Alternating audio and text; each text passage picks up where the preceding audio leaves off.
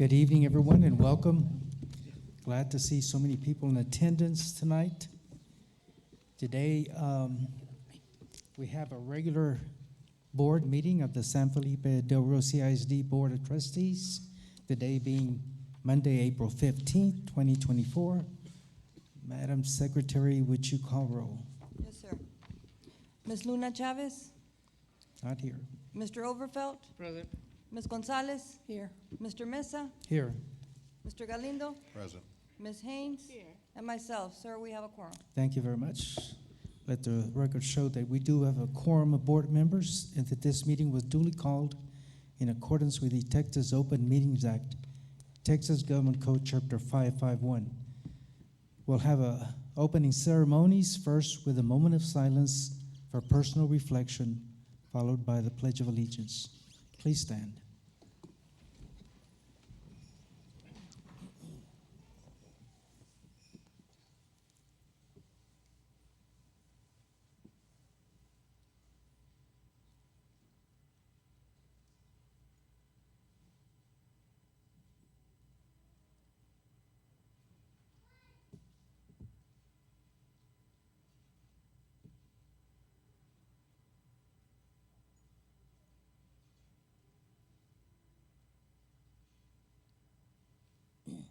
I pledge allegiance to the flag of the United States of America and to the republic for which it stands, one nation, under God, indivisible, with liberty and justice for all.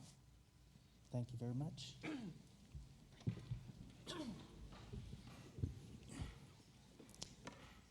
April is the month of the military child. I will read a proclamation.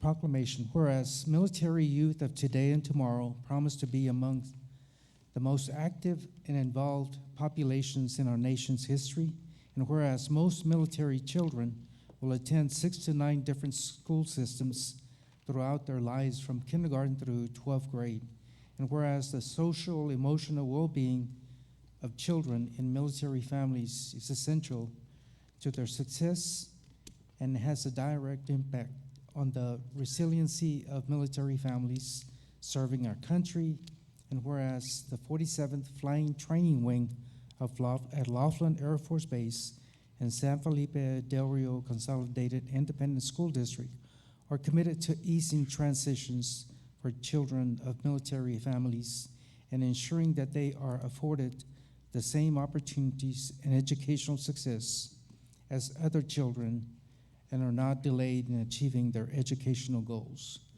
Whereas the 47th Training Wing at Laughlin Air Force Base and the San Felipe Del Rio Consolidated Independent School District are honored to work together with our teachers and staff, children and families, and other entities and organizations in the Del Rio and Laughlin Air Force Base community to provide sustained support to our young heroes and address their district needs as they transition between military installations and schools.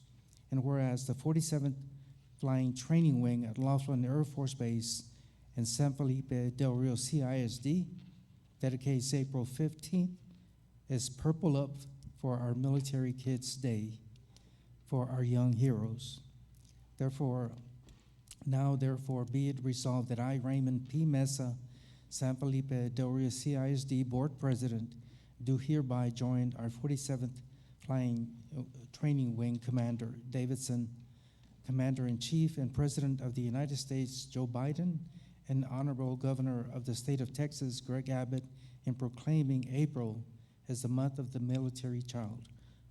Proclaim this 15th day of April, 2024. In witness thereof, I have hereto set my hand in the seal of the San Felipe Del Rio Consolidated Independent School District this 15th day of April, 2024, and have caused the seal to be affixed.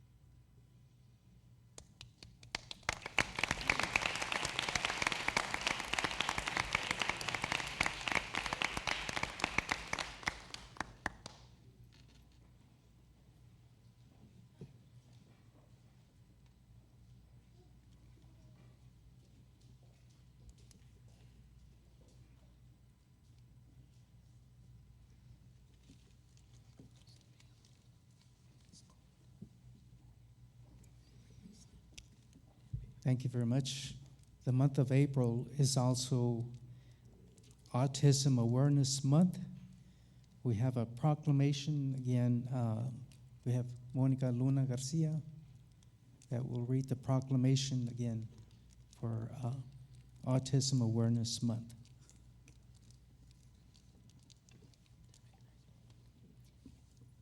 Good evening, President Mesa, Dr. Rios, and members of the board. Autism is a lifelong neurological condition affecting 1 in 36 people worldwide, impeding communication and social interaction. Although most diagnoses occur during childhood, autism impacts people of all ages. Since early detection has become more accurate, many patients are also diagnosed first time as adults. Described as a disorder on a spectrum, autism does not have a single root cause. Early diagnosis and interventions, along with speech, occupational, and social interaction therapies, can help people with autism lead fruitful and fulfilling lives. Individuals with autism have unique abilities and experiences, and this diversity of talent has contributed to the success of our great state and beyond. In Texas, we know that it is not our challenges that define us, rather how we arise from them.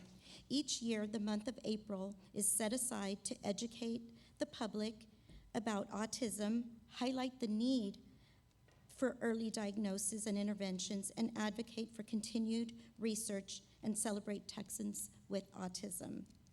Therefore, Greg Abbott, Governor of Texas, proclaims April 2024 to be Autism Awareness and Acceptance Month. We do have the signed proclamation by Dr. Rios and President Mesa.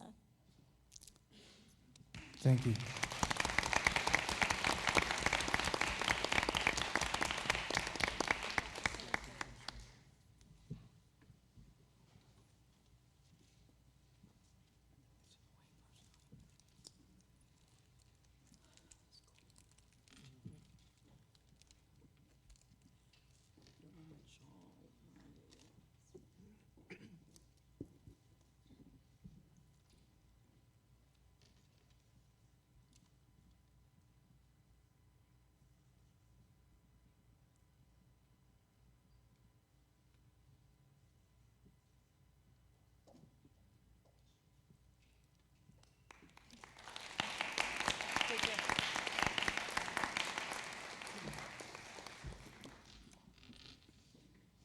Thanks for doubling back. Excellent. Thank you.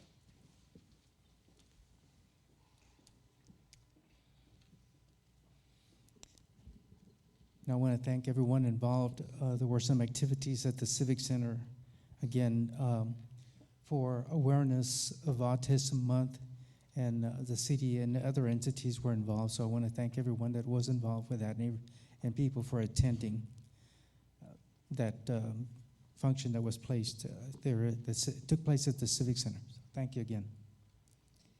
Next item we have is recognition. The athletic all-state academics for basketball and athletics training, Mr. Frenchie McCray.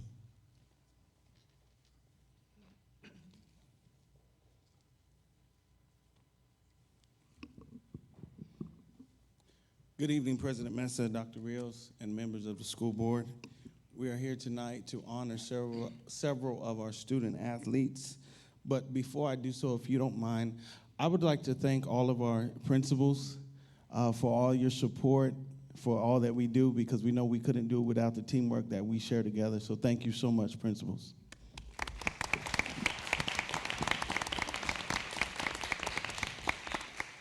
Our first presentation is our academic all-state for Queens basketball and athletic training.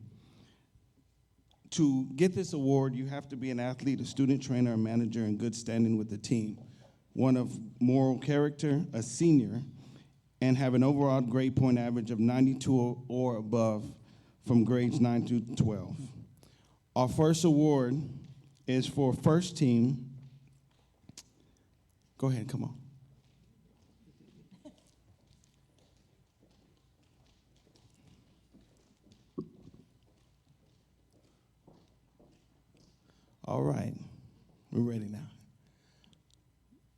Our first recipient is Ms. Isabella Levery, first team All-State Academic Athletic Training.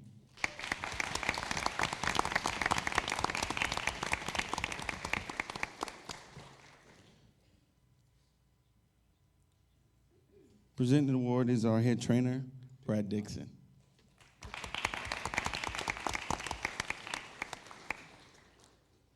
And to present awards for Queens Basketball Academic All-State, we have our head coach, Ms. Marisa Soto, and assistant coach, David Ruiz. Our first recipient, second team, Dariela Mijangos.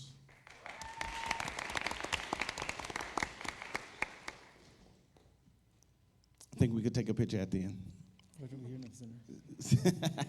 Second team, All-Academic, Lisette Rivas.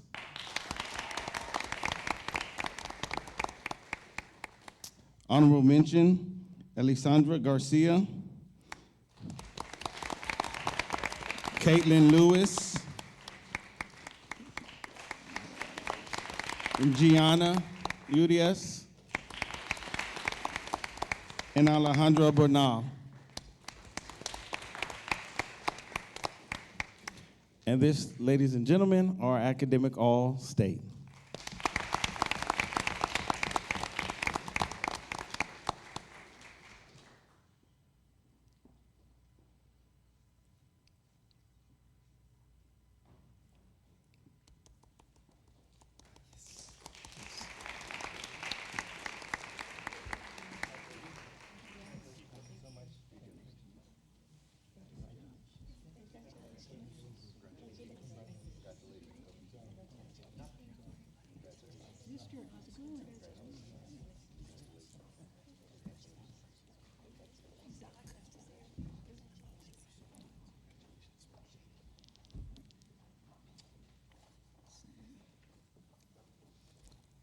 Congratulations to all of you. Next recognition, we have the All-State Qualifiers for Powerlifting, Mr. Frenchie McCray. Thank you. Good evening once again. And here, go ahead, guys. I'd like to present to you All-State Powerlifting Qualifiers. To qualify for powerlifting state championships, a lifter must qualify at the regional meet in one of 6 regions within the state of Texas. At the regional meet, the top 2 lifters within a weight class win the right to compete at state. There is also a lift total that one must achieve in their weight class in order to join the other 2 lifters to compete at state.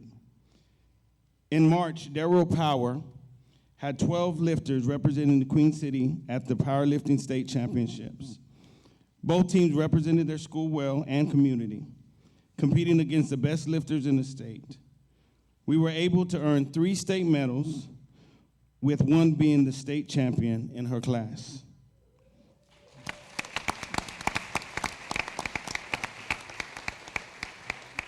When I call your name, just step forward. State qualifies Anaya Gonzalez, Gabby Diaz, Caleb Rodriguez, Jorge Herrera, Domingo Sanchez, Joaquin Fuentes, George Avalos, Tadio Talavera, and Luis Rodriguez. State qualifiers, go ahead and take a step back for me. Now our state qualifiers who also medaled, in 4th place in the 105 weight class, we have Miss Chloe Juarez. Chloe posted a season-high total of 735 pounds at state, squatting 325, benching 150, and deadlifting 260. She also placed 5th at regionals. Chloe is a 2-year letterman, medaling at regionals and state this year. She holds the school records for squat and bench in the 105 weight class.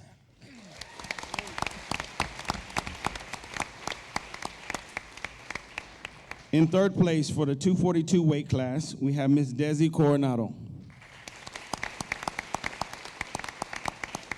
Desi posted a season high total of 1,155 pounds at state, squatting 465, a state record bench of 320, and deadlifting 370 pounds. She was a regional champion in her class as well, setting a regional record in squat for 480 pounds.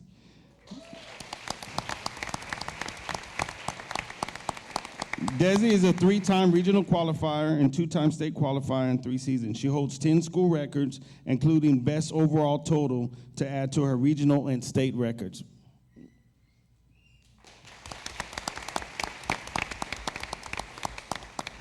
And ladies and gentlemen, our state champion in the 105 weight class, Miss Kaylin Lomas.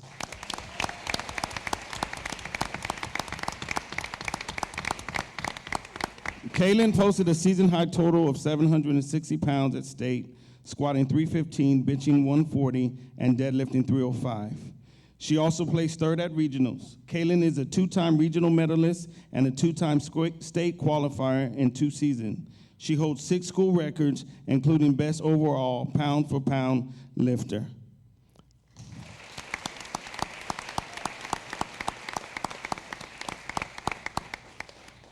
In closing, I would like to thank the school board and Dr. Rios for your continual support and your financial backing that has given our students the opportunity to excel at the highest level.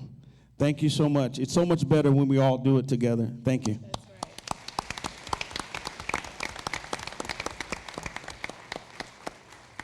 Handshake, handshake. Handshake. Where you going? Handshake.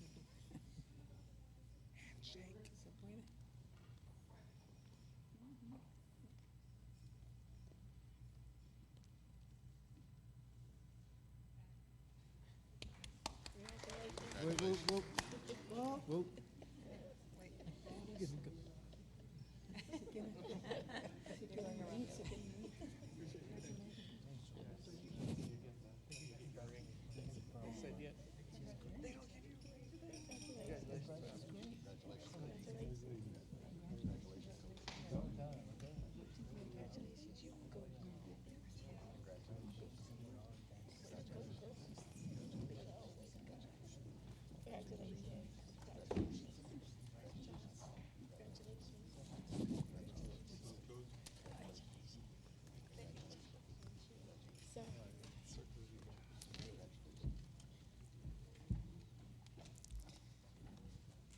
Thank you, students and staff, for making us very proud of all of you for your efforts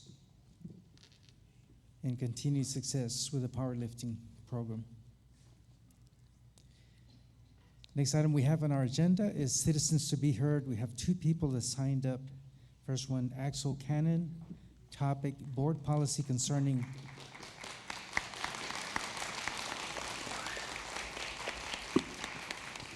Topic is board policy concerning approved stoles and cords at graduation commencement. Good evening, President Mesa, Dr. Rios, and members of the board. My name is Axel Cannon, and I'm a student at Del Rio High School who cares about its reputation and its students' voices. Today I come asking that the board review its traditional policies concerning stoles and cords worn at graduation and either revise it to be more inclusive or decide to establish a special committee within the school to make this decision. In the past, only stoles that represented National Honor Society and National Technical Honor Society, along with cords from top students, were allowed to be worn. This tradition has lasted decades, and while it may appear to be professional and simplistic, we students believe it diminishes and lessens our other accomplishments. Graduation is a singular event, a moment, in which students take pride in their education and celebrate the last hurrah before their next chapter in life. Students have poured hours of their lives into early morning practices, after-school rehearsals, and preparation for competitions. Stoles and cords show their commitment to excellence, their commitment to the community, and their commitment to improvement, whether it be receiving honors in junior ROTC, joining other nationally recognized honor societies, enlisting to protect our country, or taking an advanced curriculum. We should have the ability to wear them with honor and dignity. I'm not asking that any stole or cord be worn, but those that either display academic merit, skill, commitment, or service should be. These same traits are those that the current organizations represent, and therefore we should expand this trend to those other activities. My peers and I will receive several cords that will currently never be worn. Cords as such that represent the hard work and determination that we encountered throughout our academic and extracurricular lives while in high school. Martin Luther King Jr. once said, "Intelligence plus character, that is the goal of true education." Dr. Rios and members of the board, I ask you to put this proposal on your agenda for the next meeting and let students honor themselves at this once-in-a-lifetime occasion. Today I stand here backed by my friends, my peers, my teachers, my family, and my administrators to ask you to reconsider your policies. We believe that students should be able to wear and represent themselves with pride and accomplishment at our graduation, and I hope you all make the right decision before our commencement. Thank you. Thank you.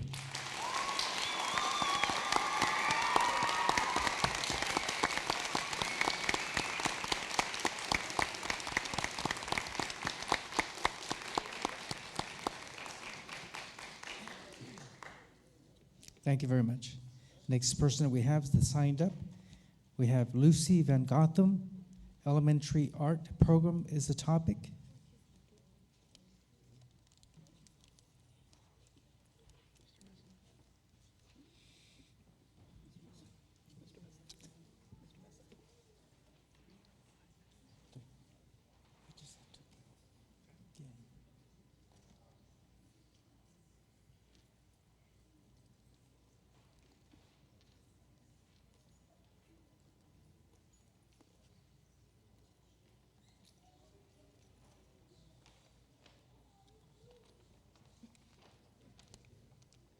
I think we just lost half of our I audience. know. I thought they were going to hear what I had to say. Welcome. Good evening, President Mesa, Dr. Rios, and members of the board. My name is Lucy Van Gotham, and I am the art teacher at Garfield Elementary. My fellow art teachers and I are here tonight to ask for your consideration for the elementary art program. As stated on our school district's website, the San Felipe CISD and the Fine Arts Department believe that a fine arts education is essential for the development of the whole child. The arts provide students with unique experiences that allow them to explore their passions, maximize their creativity and critical thinking skills, and learn valuable lessons about self-motivation, dedication, teamwork, and communication. We hope that as members of the decision-making team for our district, you will choose to uphold these values. There are myriad causal links between art education and overall academic achievement. Students who are provided an art education are 3 times more likely to attend school, 5 times less likely to drop out, and 2 times more likely to graduate high school, according to studies by the Americans for the Arts. They see higher test scores and GPAs, are more socially engaged in their schools and community, have lower disciplinary issue rates, and are taught unique skills that are applicable to many other academic disciplines, including math and science. It encourages creative problem solving, which sets students up for continued success in higher level coursework by refining critical thinking and analytical skills, while also preparing them to look for solutions from multiple perspectives.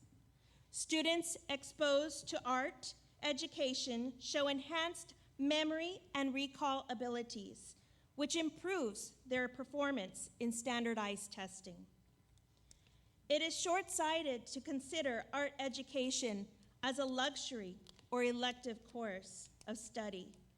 In addition to the social and academic benefits, elimination of art education further exacerbates the equity gap between public school students and those whose socioeconomic background provides them with enhanced opportunities.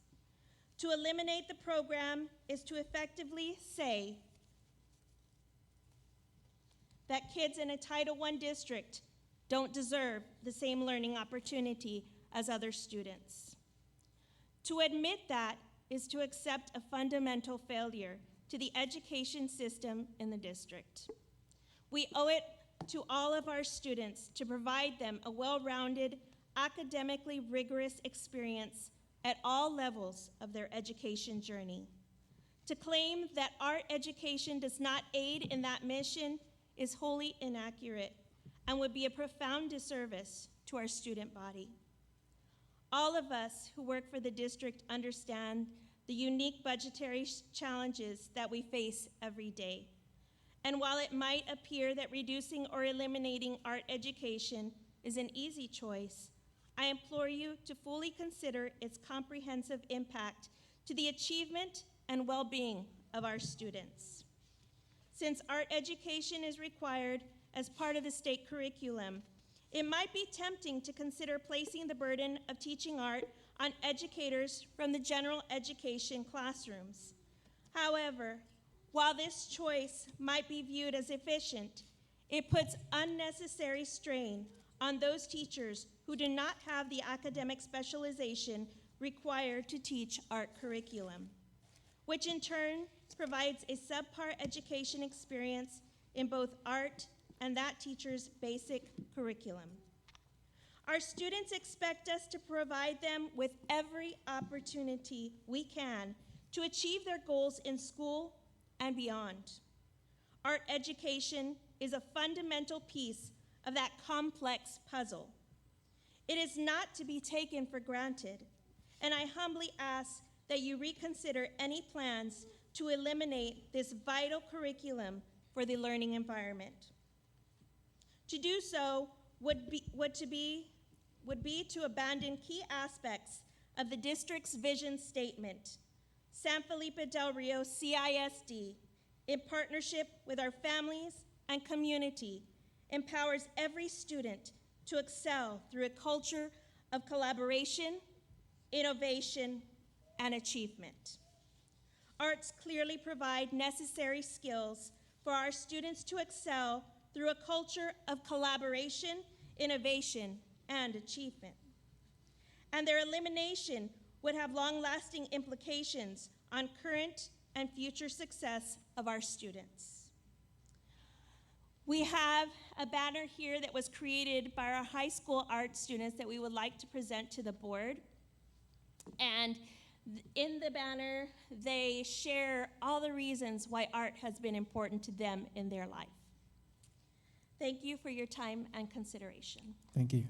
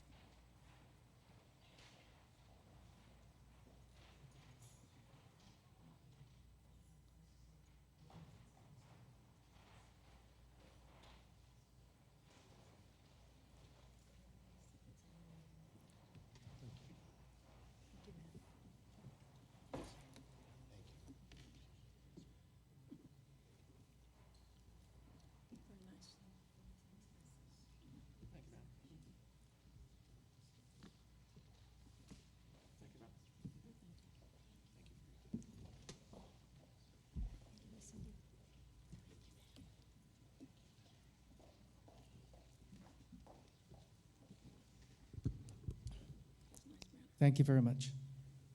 I'm going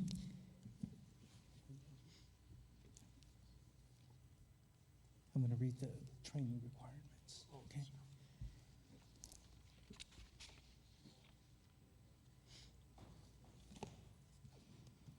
Okay, next item that we have is board members' report. Every year we are required, again, to announce continuing education for board members. Under State Board of Education rule, completing required continuing education each year of service is a basic obligation and expectation of any sitting board member.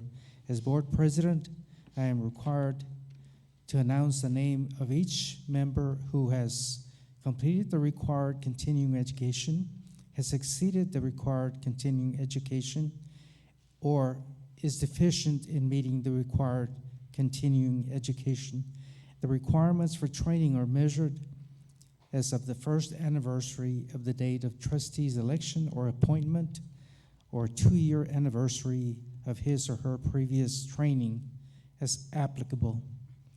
There are 8 training areas for board members' continuing education: local district orientation, orientation of the Texas State Education Code, post-legislative update to the Texas Education Code, team building, additional continuing education, evaluating student academic performance and setting goals, identifying and reporting abuse, trafficking, and other maltreatment of children, and school safety.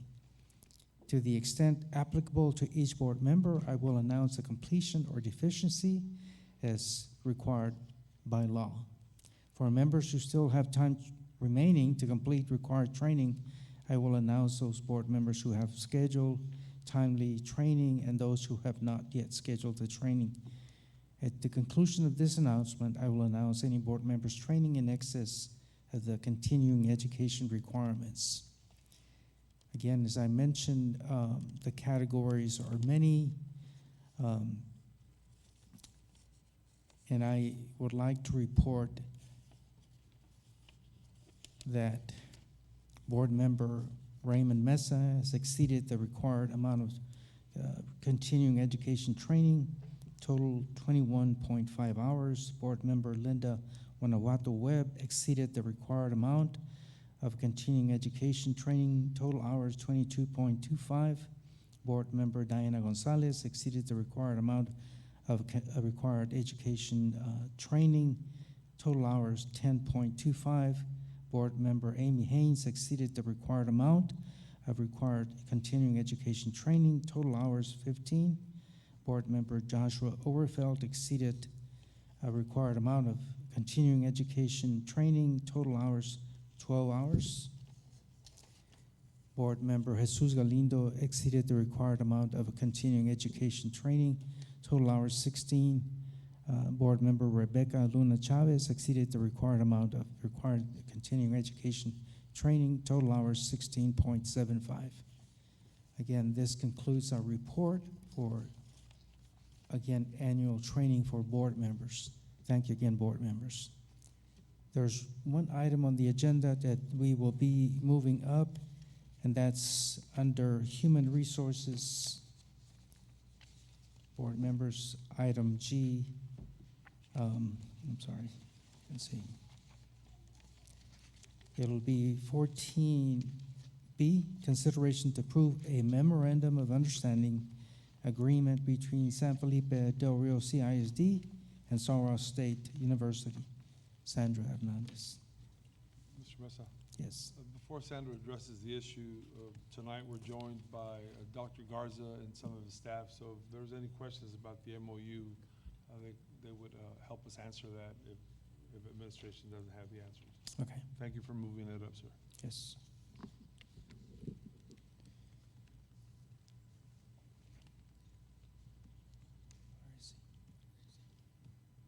Good evening, President Mesa, Dr. Rios, and members of the board.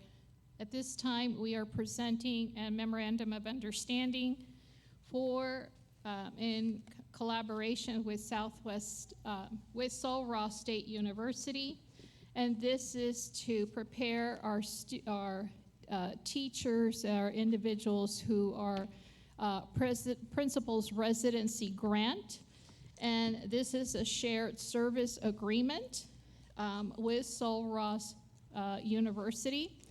And this is part of that principal's residency grant that will establish future pipelines for administrators in the district. Okay, questions from board members? Anyone? Ms. Orfeld.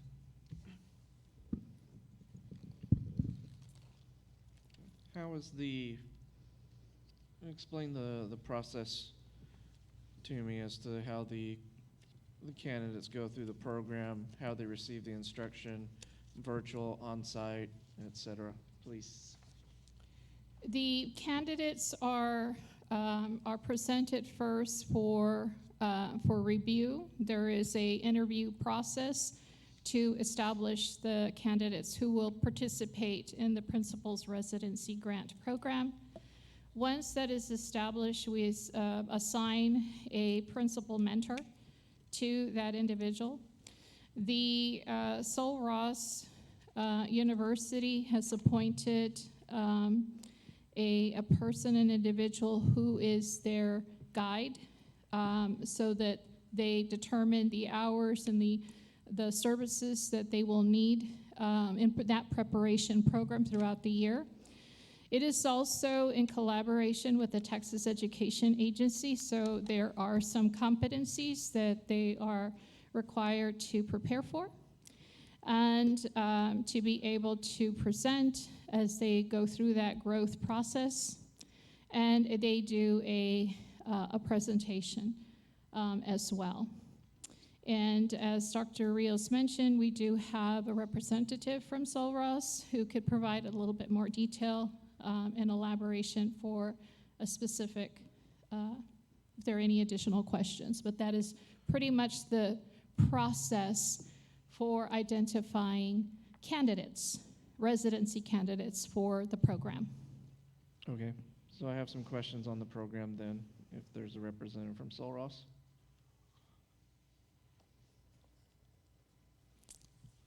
Welcome, Dr. Garza.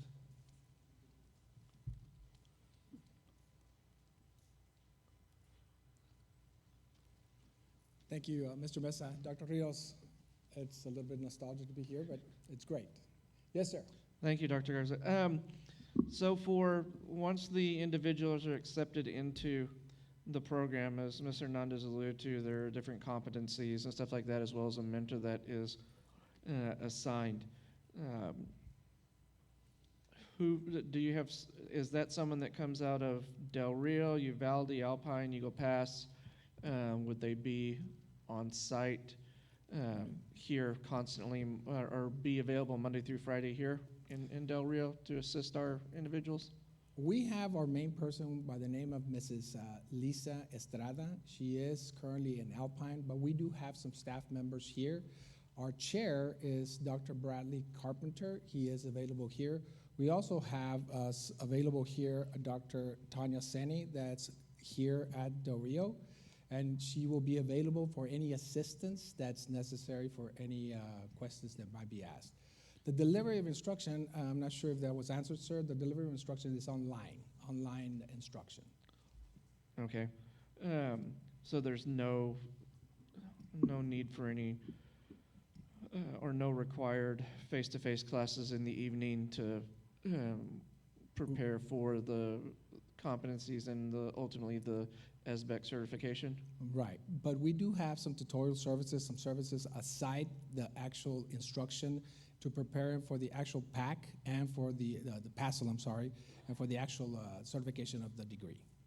Okay, excellent, good deal. Thank you, sir. So, Dr. Garza, I know that the requirements have changed as far as certification from the universities. So are we aligned with the required training and expectations for the administrative certification? Yes, sir, we are 100% aligned to whatever TEA is asking us for the certification. Yes, sir. Okay. And as regard on the online training, are there any modules or things that they have to complete? Yes, sir. There is modules within the instruction. I'm not 100% sure what the instruction looks like, but there is modules that are prepared for them, and it's an online program that's delivered by the instructor, and any questions that are asked by the candidates are answered by them. And I just want to make a statement that in previous years we felt that we didn't have individuals following that path of the career, and so as board members, we feel more at ease now that we have individuals that are being trained for vacancies that come about because of unusual circumstances, sometimes moving from, one district to out of state, and we're left without applicants. And so this is a wonderful way of having the proper training and required experiences for them to have a great career. Thank you, sir. And if you allow me, we do have another grant that's coming up that we are applying for. It's a PPOHA grant that's coming up, and we'll apply for it on May 1st, and it's specifically for graduate programs, and we're thinking also to actually create a cohort kind of program, which would be face-to-face in the future, starting probably in the spring, sir. Great. We look forward to it. Thank you again. Anyone else? Mr. Alindo? Just a quick question, Dr. Garza. Is there a cap as far as the amount of people that can go into this program, or Dr. Rios, is there a certain number that you're looking at for this program? Just because it doesn't have an amount here, so I'm just wondering how that works. Yes, sir. In the current grant, we have 3 candidates. In the next grant, which we've now been accepted for, haven't received the money for it, but we've been accepted, it's going to be 2 candidates. Okay. So that'll give us a total of 5. Okay. That's it. Anyone else? Thank you, sir. Thank you. Thank you. Thank you, Dr. Garza.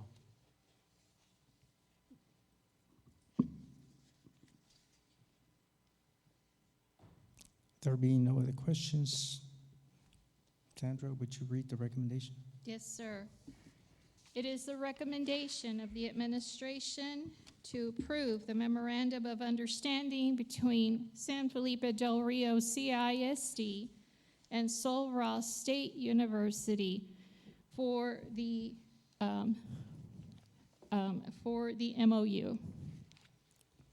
For the recommendation, is there a motion for approval? Motion made by Mr. Galindo, second to the motion, Amy Haynes. All those in favor? Motion carries unanimously Thank you. with 6 votes. Thank you. Go back to the agenda. We have reports. First item that we have is facilities and construction update. Mr. Hector Chapa.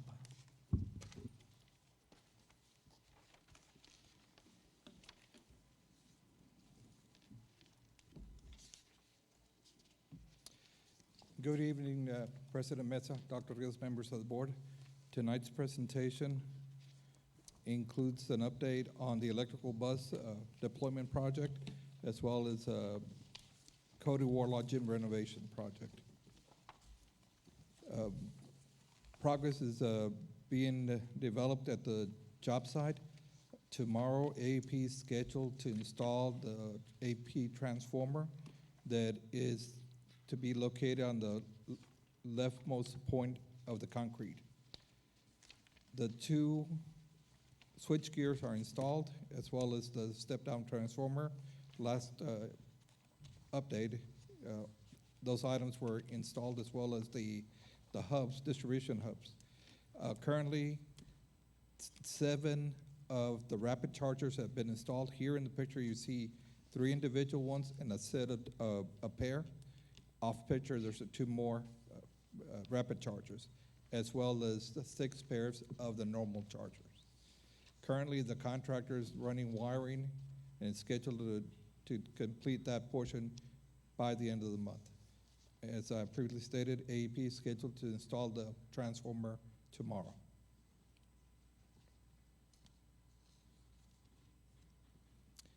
Moving on to Cody Wardlaw. Later on in the agenda, there's an item to request approval to advertise the project for construction. But in the meantime, today or this evening, the construction documents approval is being requested. If approved, the contractor bid approval would be scheduled for June 17th timeline, and also once bids are received and approved, we were looking at beginning project early part of July with a completion date in late April of next year.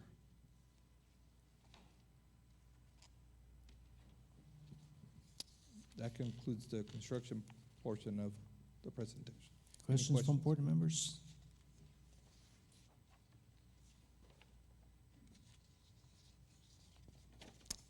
No question from board members, so we'll continue with the others. Yes, sir. We'll move on to the work orders. In order to provide better detailed information, the presentations changed slightly. So today, for instance, with the maintenance work orders, we included a row, or I'm sorry, a column of 90 days tickets created within the last 90 days. In maintenance, 1,063 have been created, 977 have been closed within the 90 days for a completion rate of 92%. We further break it down between the 0 to 15 days. 882 were received, 859 were completed, 97% rate. 16 to 30 days, 82 were received, 61 were closed, 74% rate. 31 to 60 days, 63 were received, 36 were closed, 57 completion rate. And 69 to 90 days, 36 were received, 21 were closed for a 58% rate. If you tally the numbers across, 882, 82, 63, and 36 will total to 1,063. And just provide a little bit more detailed information.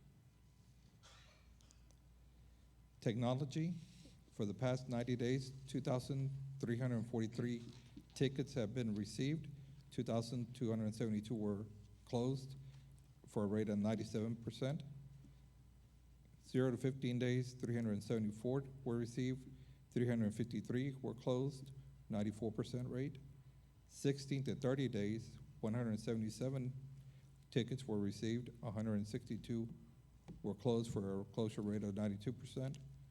31 to 60 days, 962 tickets were received, 938 were closed for a closure rate of 98%. And 61 to 90 days, 830 tickets were received, closed 819 for a closure rate of 99%. Transportation, a total of 225 tickets were received during the 90 days. 212 were closed for a total of 94%. And within those 90 days, 0 to 15 day, 28 tickets were received, 26 were closed for a percent of 93. 60 to 30 days, 41 were received, 36 were closed, closure of 88%. 31 to 60 days, 77 were received, 73 were closed for a closure rate of 95. And 61 to 90 days, 79 were received, 77 were closed for a closure rate of 97. That concludes the work orders. Questions from board members? Sir, on the technology phase, tomorrow's a big day. Start testing. Is everything up and running in regard to for testing? I'm going to say yes, but I'm going to ask Mr. Salinas to qualify that statement. Yes, everything's up and running. Chromes are good. We've tested all the browsers, Chromebooks, everything's running that we've seen. I know we already had testing last week, and we haven't had too many hiccups. So, but everything's good to go.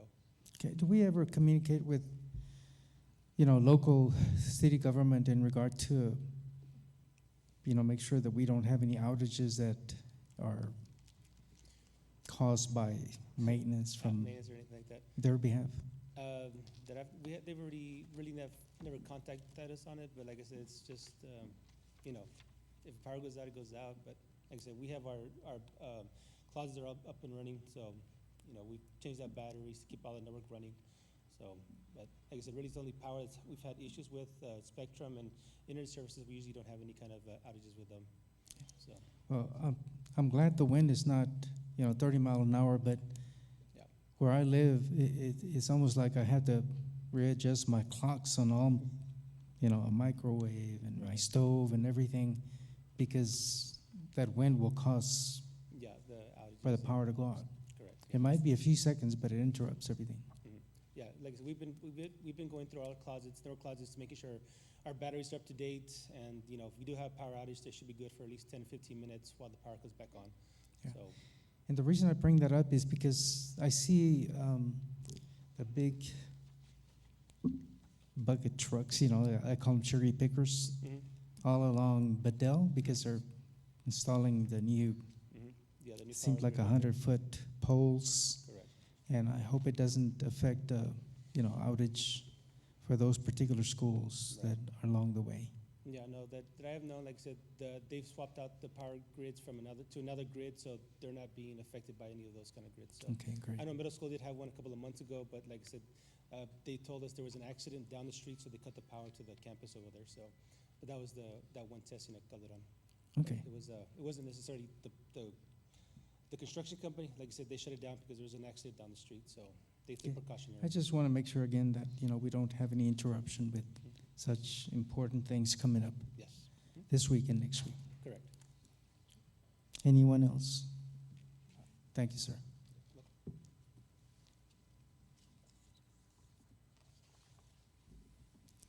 Okay, next item we have under reports is School Safety Intruder Detection Audit Report.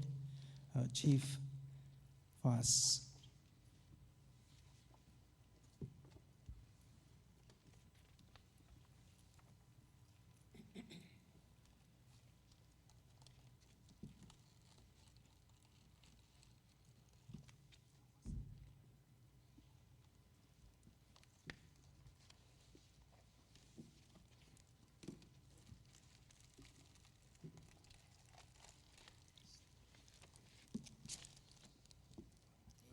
Good evening, President Mesa, Dr. Rios, members of the board.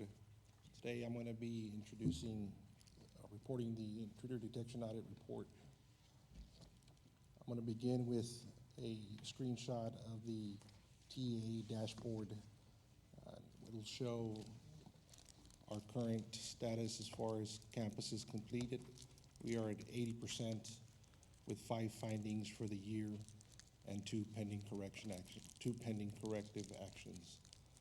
Those 2 pending corrective actions are a result of the audit that was conducted on February 9th, in which the auditor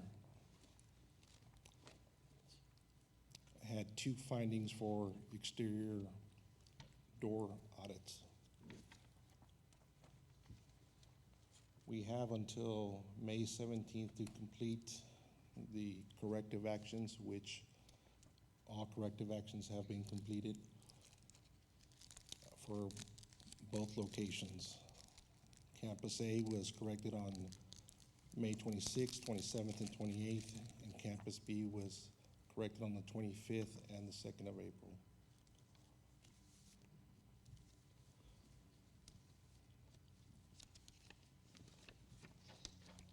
Is there any questions? Question from board members? Meeting at hand here.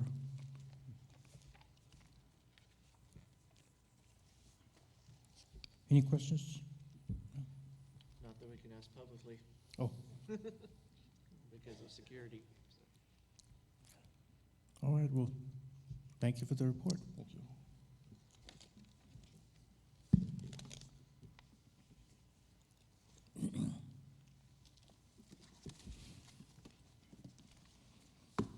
Next item we have is the consent agenda. Again, one action will approve all items on the consent agenda. There's some minutes, some important meetings that we had, including a budget workshop.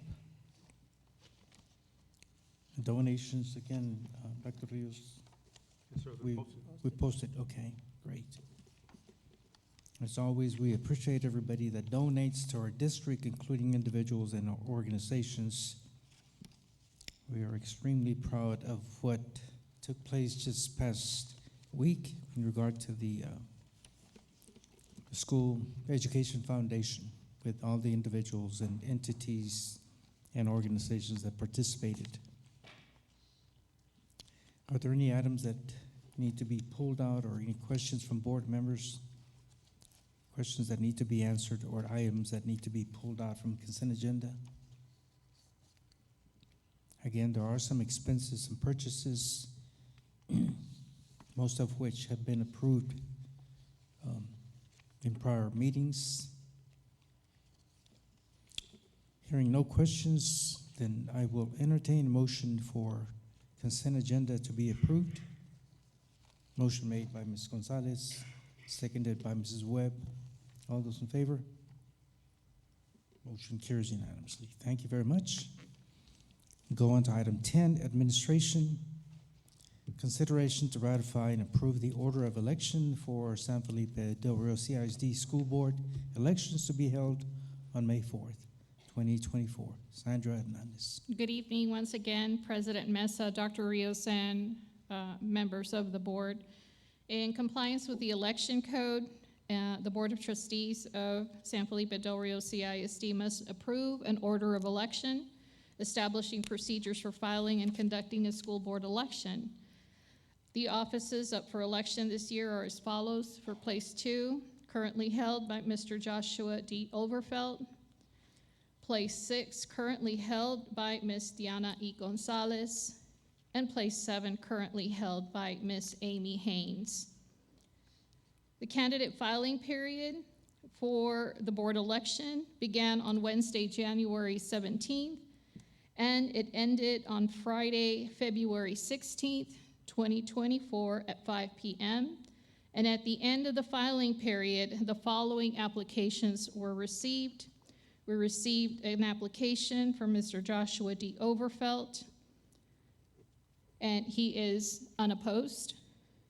For place 6, we received application for Mr. Diego M. Almaraz Jr. and Mr. Ken Smith.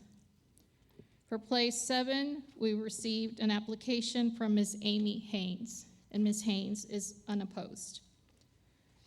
You have a corrected copy. There was a typo to the memo that was sent. The first day of early voting by personal appearance will begin on Monday, April 22nd, and it ends on Tuesday, April 30th, 2024. So the ratification basically updates and provides the state with who are the applicants, who is filed for this election, and so we are submitting the ratified order of general election for your approval.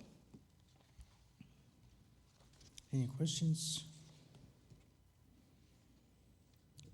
Hearing none. Recommendation. It is the recommendation of the administration that the Board of Trustees ratify and approve the order of election for school district trustee elections to be held on May 4th, 2024. For the recommendation, I'll entertain a motion for approval. Motion made by Mr. Galindo. Is there a second to the motion? Ms. Gonzalez. All those in favor? Motion carries unanimously. Thank you. With 6 votes. Thank you. Next item we have is technology and operations, item 12A. Consideration to approve the construction documents phase with Go Eero International LLC funding source committed project funds for the Cody Wardlaw Gymnasium renovation project. Hector Chapa. Good evening, President Mesa, once again, Dr. Rios, members of the board. As previously during the meeting, I brought up the fact that administration was going to be requesting approval to advertise the construction documents. And basically the schedule, if approved today, the project would be advertised both in the 8:30 Times and the Uvalde Leader News, starting with April the 19th, including April the 28th, with the proposed bid opening date of May the 30th. Once the project or the bid's received and reviewed, we would bring it back to the board for approval on June the 17th.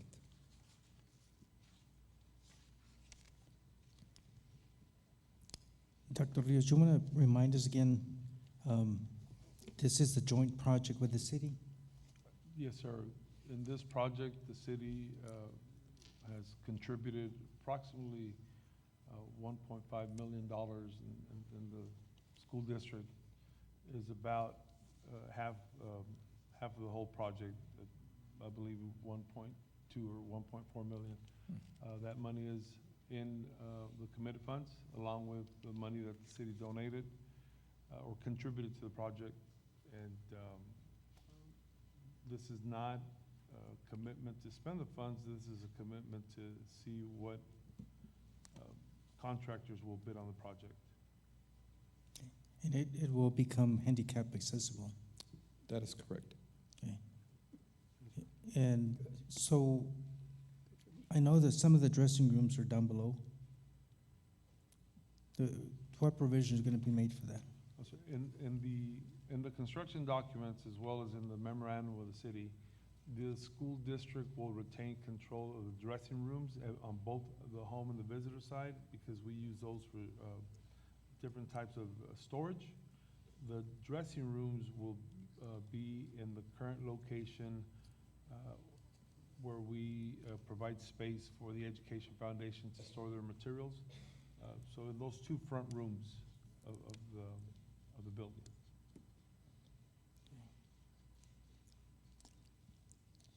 Anyone with a question for Mr. Champa? Hearing none. Want to read the recommendation, please? Yes, sir. It is the recommendation of the administration, the Board of Trustees approve the construction document phase with Go ERO International LLC for the Cody Warlock Gymnasium renovation project. For the recommendation from administration, is there a motion for approval?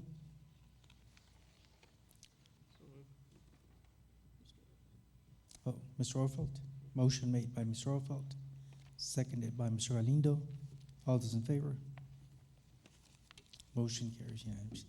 And I know we don't have time, to look at every detail, but I'm sure we'll come back with questions, when we look at all the detail. Yes, sir. Thank you, sir. Thank you. And again, I want to make sure the board understands that these are documents that we had approved prior to this meeting. So again, we'll continue discussion of any item that comes regarding these documents, okay, and these drawings.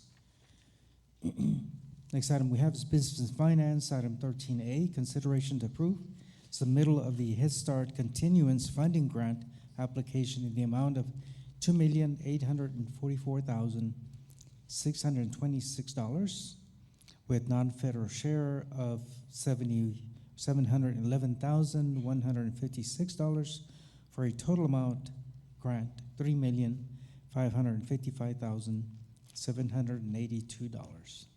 So Region 6 Head Start Office, along with the annual report to public / self-assessment, community assessment, training and technical assistance plan, selection criteria, program goals, and school readiness plan. Dr. Alana Talamantes.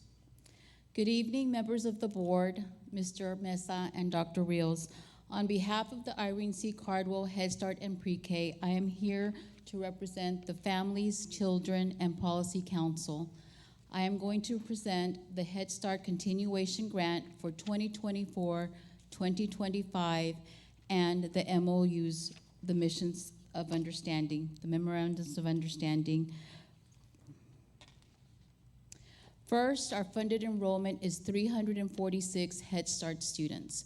These are enrollment counts as of today. For Head Start, total enrollment 346, Pre-K students 78, Early Childhood Special Ed 32, membership students 25 students, for a total of 481 students that attend Irene C. Cardwell Head Start and Pre-K.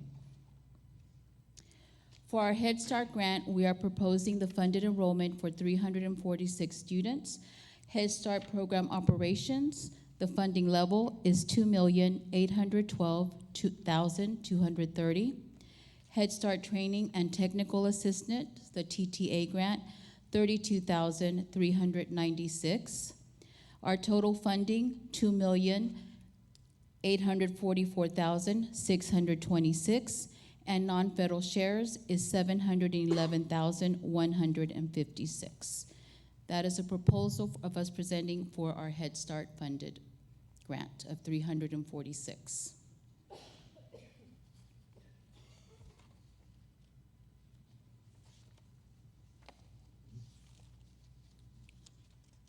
I have 100 questions, but I'll ask the board members, do you have any questions? Ms. Webb? When was the last review? Our last FA2 was a year ago.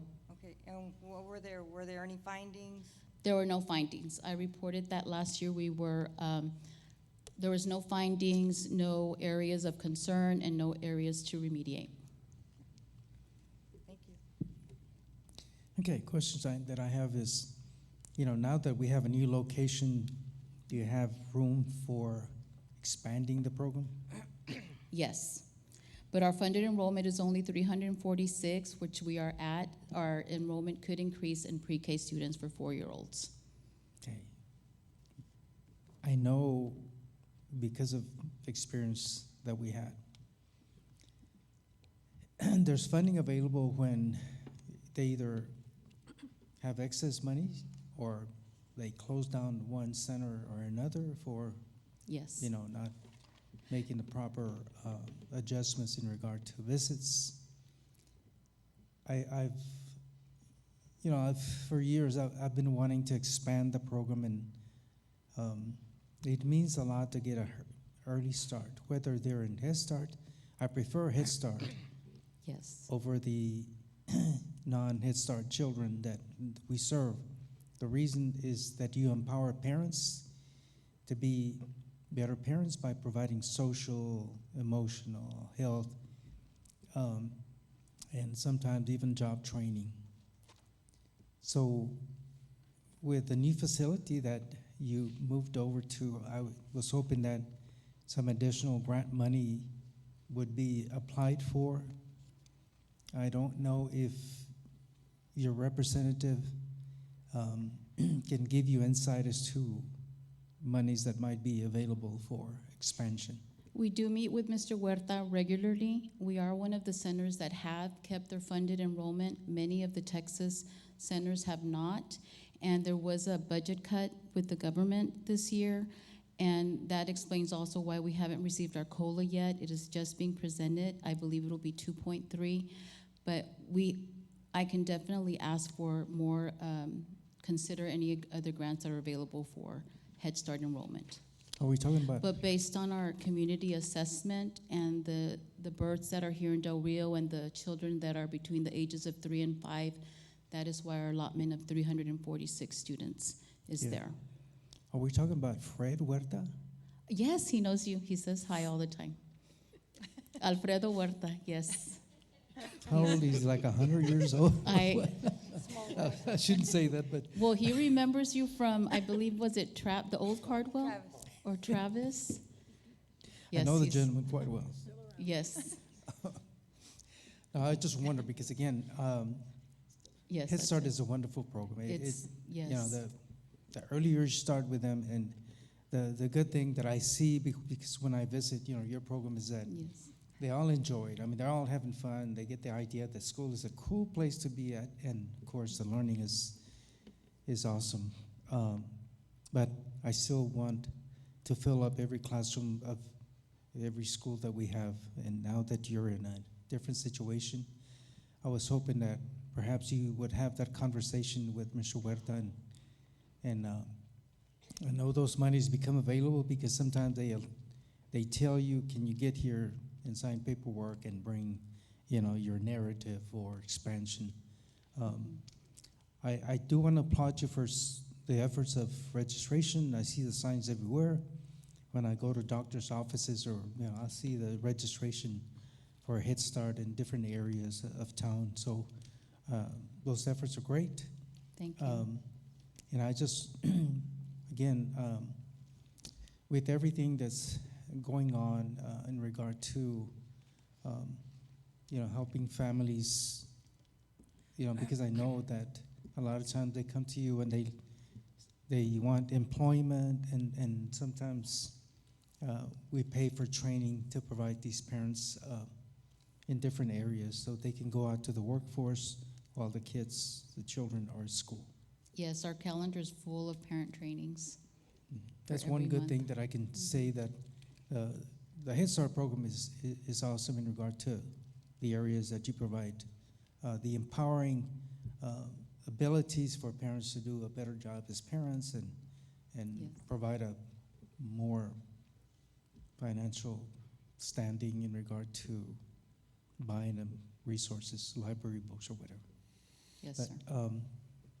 I just want to continue the effort of, again, expansion, because, again, we are now in a different setting with rooms being available. So hopefully you can have that conversation with Mr. Huerta.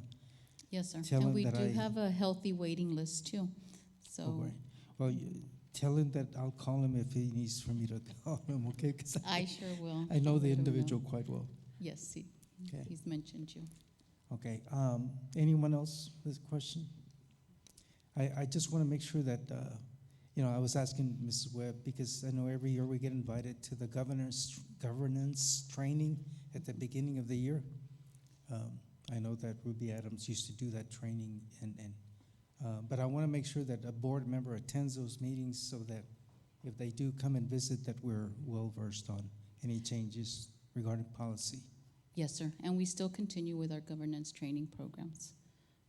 Okay. We actually brought an individual down. I believe, Ms. Guanajuato, you used him. Mel Bravely. Yes.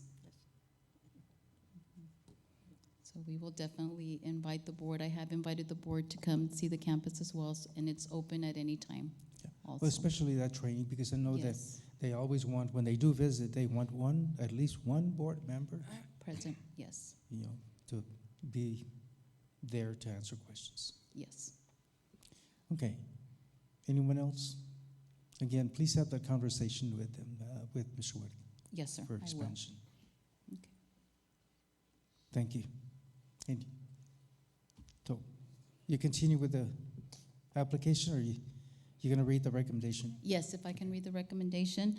It is the recommendation of the administration that the Board of Trustees approve the submittal of the attached application for the Head Start Continuous Funding Grant for the 2024-2025 fiscal year, along with the annual report to the public, our self-assessment, community assessment, training and technical assistance plan, cost allocation plan, selection criteria, program goals, and school readiness plan to be submitted to the appropriate Head Start headquarters as presented and authorized by Mr. Raymond Meza, San Felipe Del Rio CISD Board President to sign. You've heard the recommendation. Is there a motion for approval? Motion made by Ms. Gonzalez, seconded by Mrs. Webb. All those in favor? Motion carries unanimously.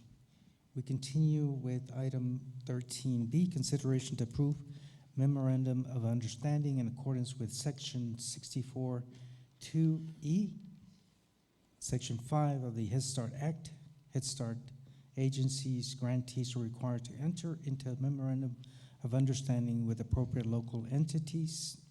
And before we go into that item, the other question that I wanted to know, since we have not finalized our budget, I know that technical and training assistance Yes, sir. has to do with salaries and incentives. How do you figure your budget for salaries? For salaries, well, we pay 67%, and the district provides the other funding, which is 23% of all salaries. Okay. Is that for the total amount of staff? It's for the majority of the staff. We do have one employee that is funded totally by the school district. Okay. And that would be the non-Head Start? That would be actually Ms. Dixon's position, Head Start Coordinator. Head Start Coordinator. And then, of course, the cafeteria, all of those are funded by the school Non-federal, district. yes, okay. So again, Dr. Rios, how we haven't finalized our budget. If we want to give the teachers the 3%, how do they work it out? Amendments? We provide it. We add the percentage of the increase with our funding. After once you get it approved, do you make amendments? Yes. To move the money from one area to another? Yes, sir. We Okay. provide for the Just increase. We've had our budget workshop, but we're not anywhere near in, June, Dr. Rios? Yes, sir. We would approve the budget in the last week of June. But at the end of this month, we have our board workshop for salary studies. Okay. Yeah. Yeah. Some of it also comes from our COLA, from the cost of living adjustment.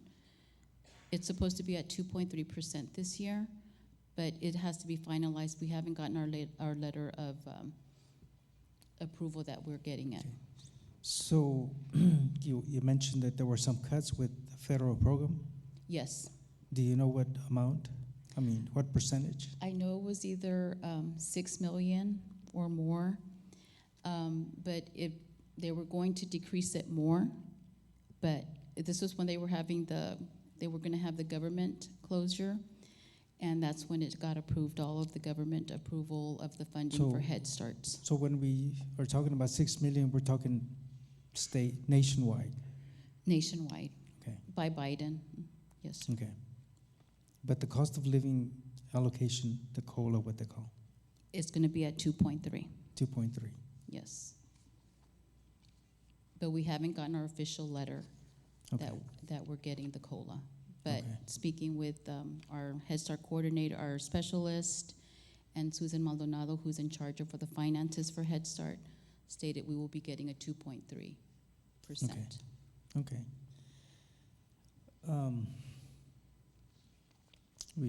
We're having a tough time. You know, we expected money from the state. It's a conversation that we keep going month after month. That we were looking forward to some new monies with the budget surplus from the state, but never did materialize. So Right. we're dealing with that situation. That's why I asked the questions regarding salary. Right, yes. Okay. We paid the 67%. Okay. Anyone else with a question? Again, on the memorandum of understanding, did you add any other entities that we have now that perhaps we didn't have before? Other entities include some of the new daycares. I believe it's Kid Zone. The others are the same for the health providers. The schools are the same for Bible Way and Sacred Heart daycare centers. The only one I believe that is new is Kids Playhouse because they had an extension, and then community agencies, they're also the same.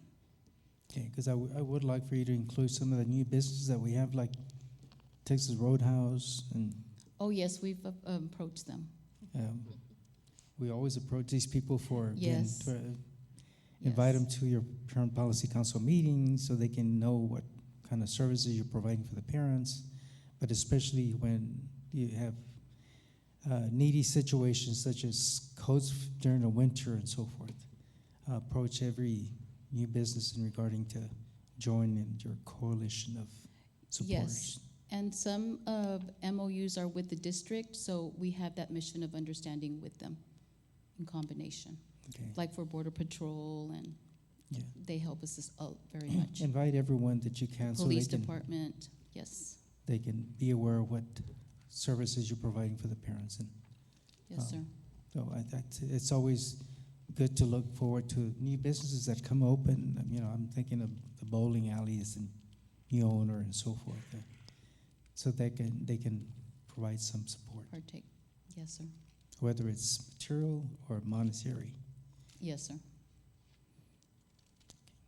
Would you like me to read the recommendation? Any question from board members? I think all of you understand MOU is a memorandum of understanding so that you can have those services. We're still getting services from the Lions Club and so forth? Oh, yes, Okay. yes, we do. The San And- Felipe and the Del Rio. In regard to like vision and hearing and all those good things. Our referrals go out to them if we have someone who needs glasses, because they do provide glasses, and we do give our referrals to the Lions. Okay. Okay. If no further questions, then you want to read the recommendation, please? Yes, yes, sir. It is a recommendation of the administration that the Board of Trustees approve the memorandums of understanding and authorize the superintendent to sign the memorandums of understanding as presented. You heard the recommendation from administration. Is there a motion for approval? Motion made by Mr. Galindo, seconded by Amy Haynes.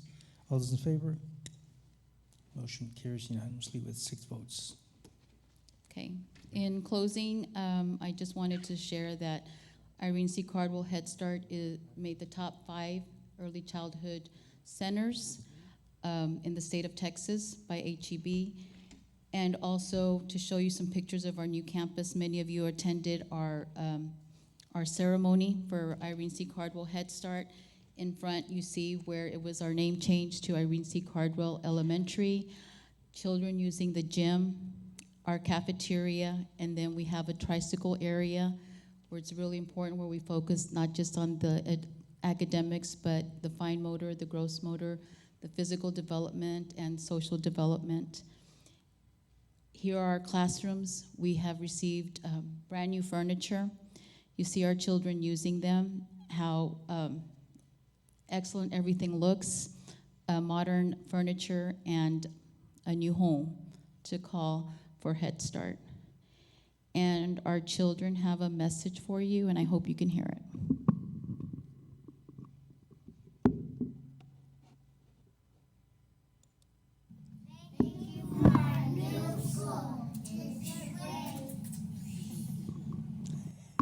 Thank you.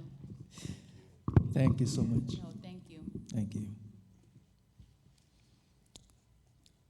Before we go into closed session, I'd like to turn it over to Dr. Rios. Yes, Mr. Mesa, before we do our last item on the agenda, I want to just mention that our next full board meeting will be on May 20th. By that point, we would have had the May elections, and Ms. Gonzalez will only be present at that meeting for the canvassing of the votes. So this, in fact, is her last official meeting, and I want to personally thank her for being an incredible board member with impeccable attendance and asking the right questions and providing the right guidance. I have grown to love you so much, and I will miss you dearly, and thank you for your service. We'll get a chance to say it again in May, but this is your last official whole meeting. So thank you, ma'am. Thank you.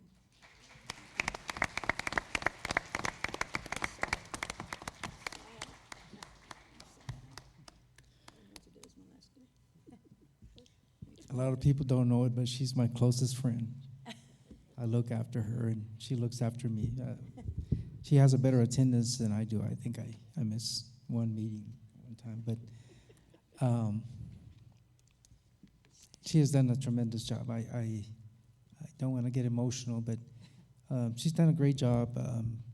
You know, she's traveled with us everywhere, and I know Sandra, sometimes you push her along, you know, and sometimes we encourage her to walk, you know, as much as she can and so forth, but had great experiences. And again,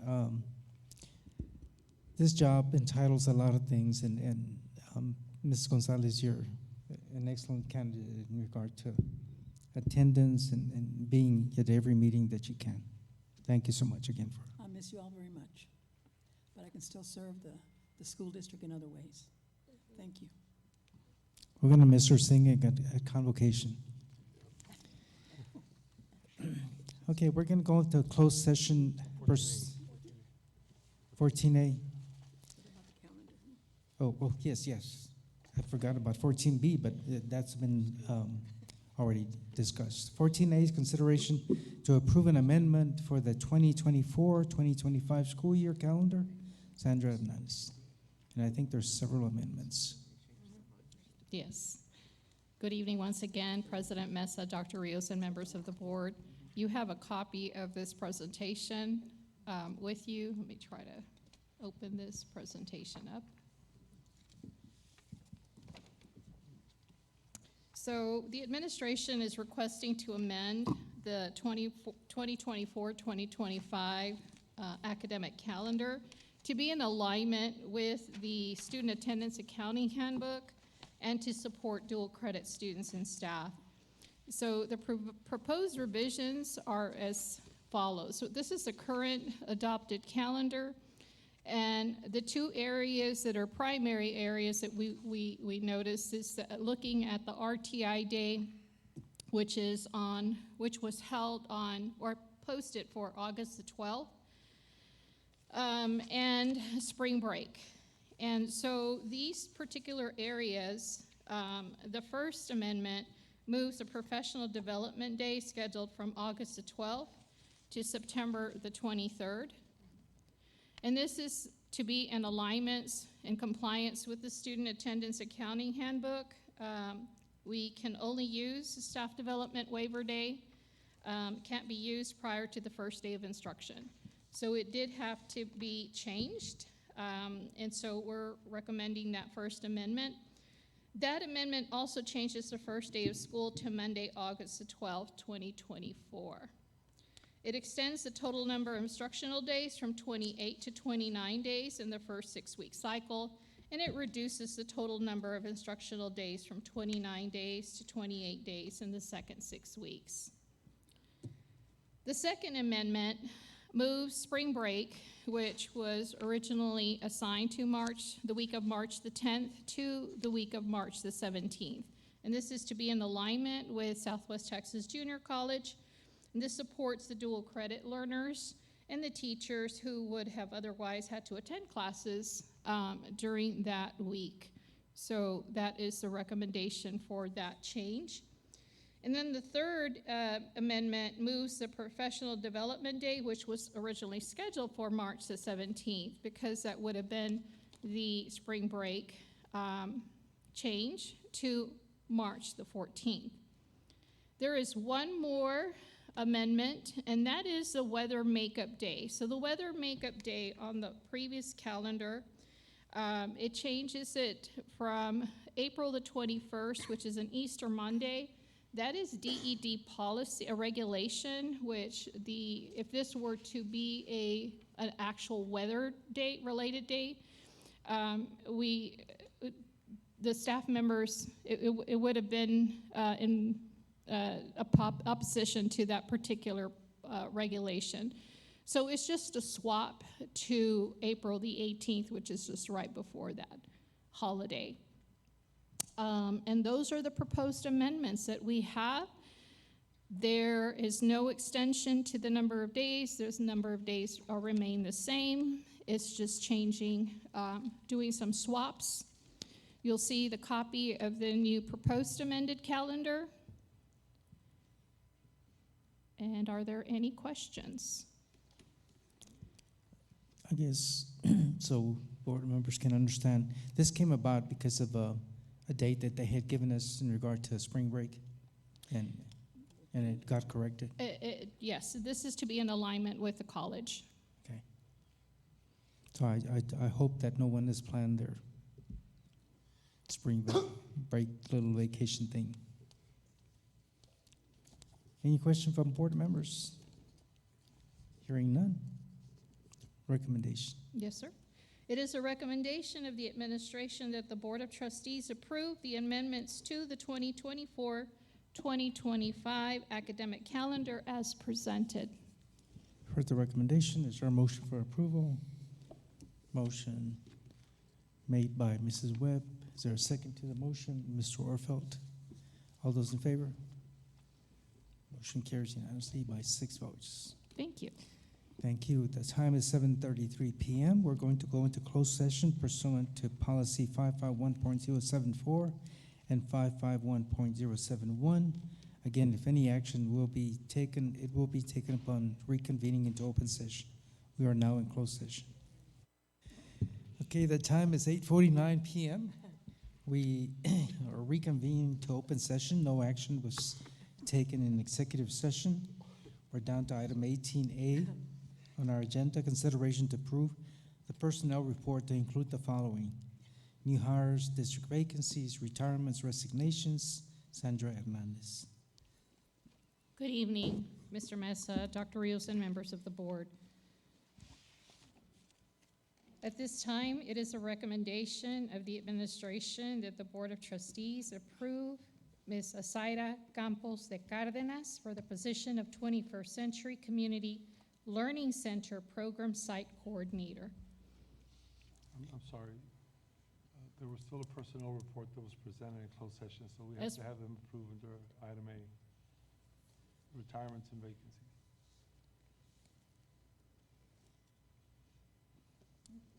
Mr. Mesa, it's the recommendation of the administration that the personnel report be accepted as presented in closed session.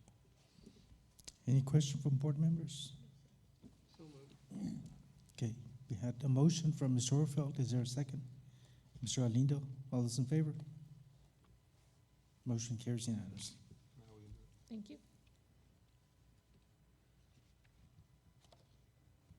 Can we do item B now? Item B, consideration to approve the position of 21st Century Committee Learning Center Program Site Coordinator at Ruben Chavita. Yes, sir. It is the recommendation of the administration that the Board of Trustees approve Ms. Zaira Campos de Cardenas for the position of 21st Century Community Learning Center Program Site Coordinator as presented.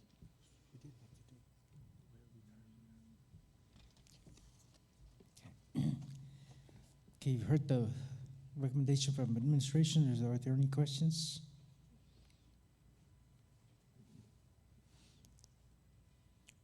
You want to? Okay, Mr. Orfel has made a motion to accept. Seconded by Mrs. Webb. All those in favor? Motion carries. Item 18C, consideration to approve the position of Chief Administrative Officer, Sandra Hernandez. Yes, sir. It is the recommendation of the administration that the Board of Trustees approve Mrs. Jane Villarreal for the position of Chief Administrative Officer as discussed. You've heard the recommendation. Is there a motion for approval? Motion made by Amy Haynes, seconded by Ms. Gonzalez. All those in favor?